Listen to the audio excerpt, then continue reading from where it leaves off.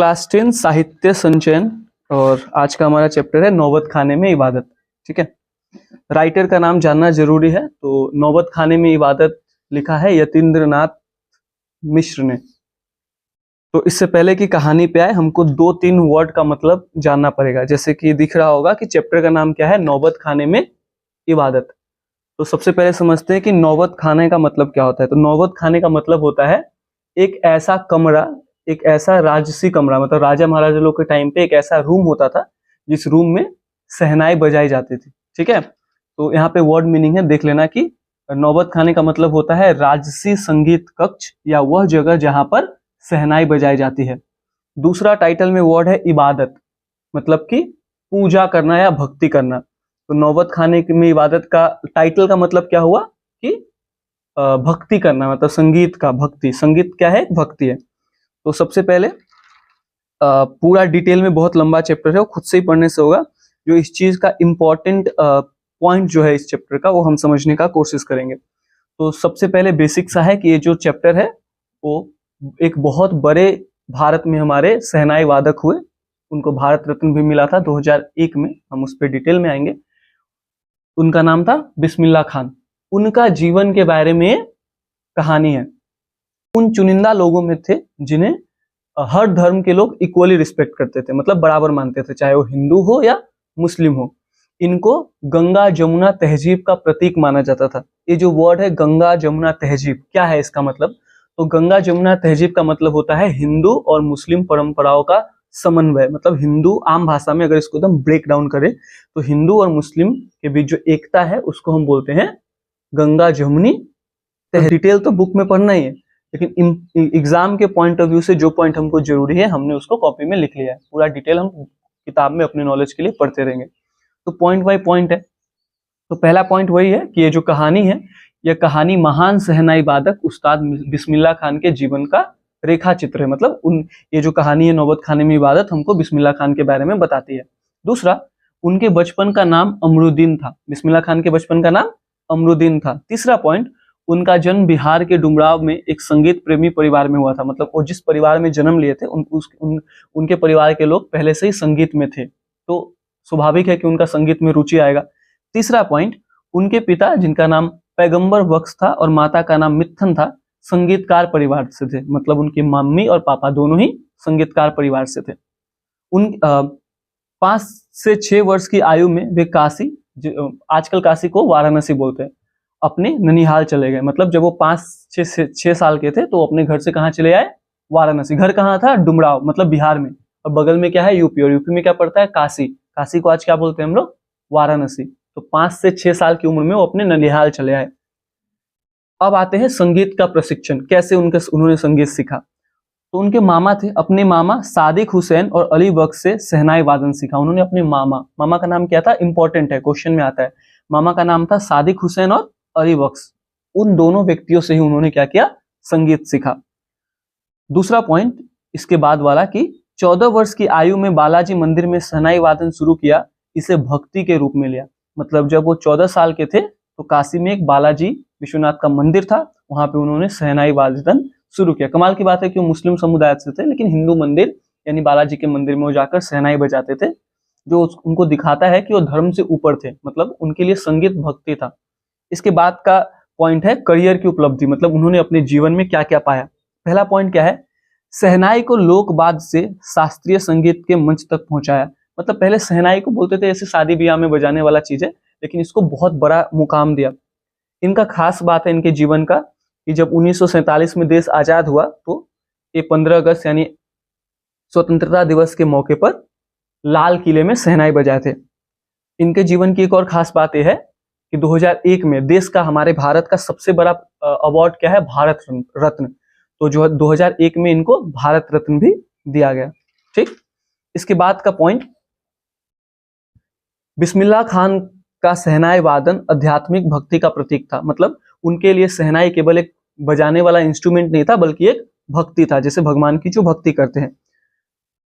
इनके जीवन से जो हम चीज सीख सकते हो वो ये है कि उनका जीवन हमें हिंदू और मुस्लिम परंपराओं का मेल, एकता का संदेश देती है। बिस्मिल्लाह खान को देखकर हम सीख सकते हैं कि कैसे अलग अलग कम्युनिटी के लोग भी मिलकर रह सकते हैं।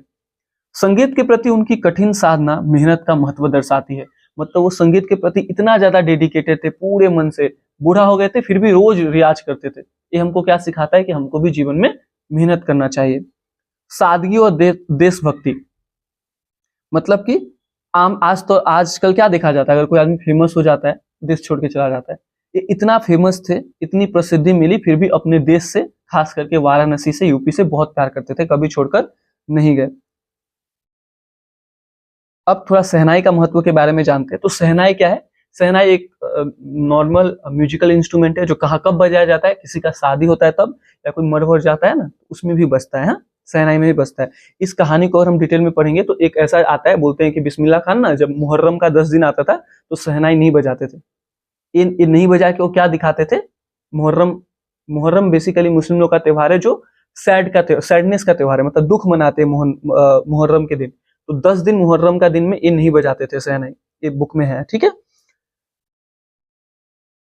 बिस्मिल्लाह खान ने क्या किया, ये जो शहनाई था जिसको लोग केवल शादी ब्याह में बजाता था गांव में, इसको एकदम मंच दे दिया, मतलब कॉन्सर्ट में भी बजाने लगे। मतलब शहनाई को बहुत ज्यादा फेमस कर दिया पूरा दुनिया में। अगर हम उनके पारिवारिक पृष्ठभूमि की बात करें, जो कि हमने पहले करा कि उनके 5 से 6 साल के बाद नलिहाल आ गए, अपने मामा के साथ संगीत सीखा। थोड़ा और जानते हैं कि उनके परदादा मतलब बिस्मिल्लाह खान अमरुद्दीन, जिनके पिता परदादा का नाम क्या था, उस्ताद सलार हुसैन खान, और अन्य परिवारजन डुमराव में शहनाई वादक थे। मतलब उनका दादा भी शहनाई बजाता था। उनके बड़े भाई शमसुद्दीन उनसे 3 साल बड़े थे और संगीत परंपरा का हिस्सा थे। मतलब कि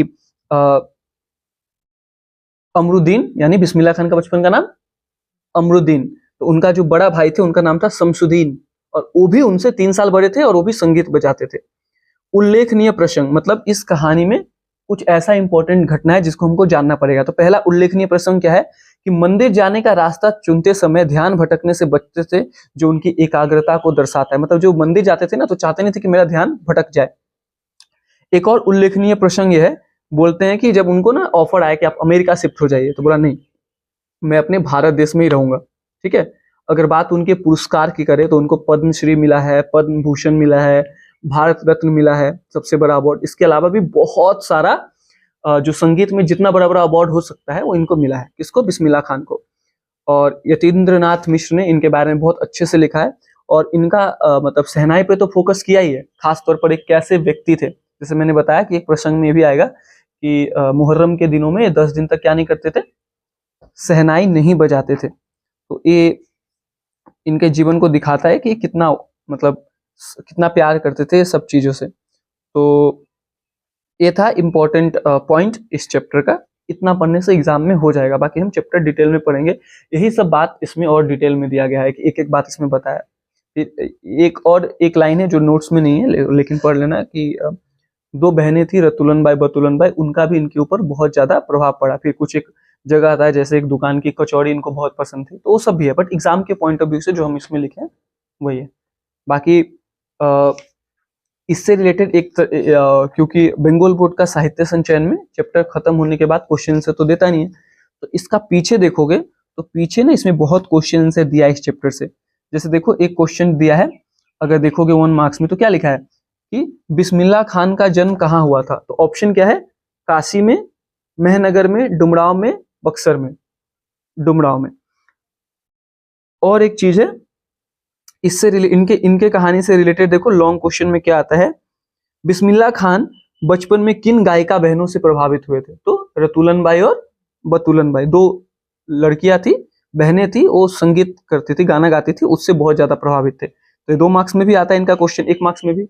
और एक देखो इनसे रिलेटेड एक और क्वेश्चन है, बड़ा अच्छा क्वेश्चन है कि मुहर्रम में बिस्मिल्लाह खान के लगाव को अपने शब्दों में लिखिए। तो मुहर्रम में क्या करते थे वो? 10 दिनों तक शहनाई क्या करते थे? नहीं बजाते थे, ठीक है। और भी इनसे रिलेटेड लॉन्ग क्वेश्चन बहुत सारा आ रहा है। जैसे दूसरा वाले में अगर हम देखेंगे तो यहाँ पे देखो लॉन्ग क्वेश्चन में क्या दिया है, शहनाई की दुनिया में डुमराव को क्यों याद किया जाता है?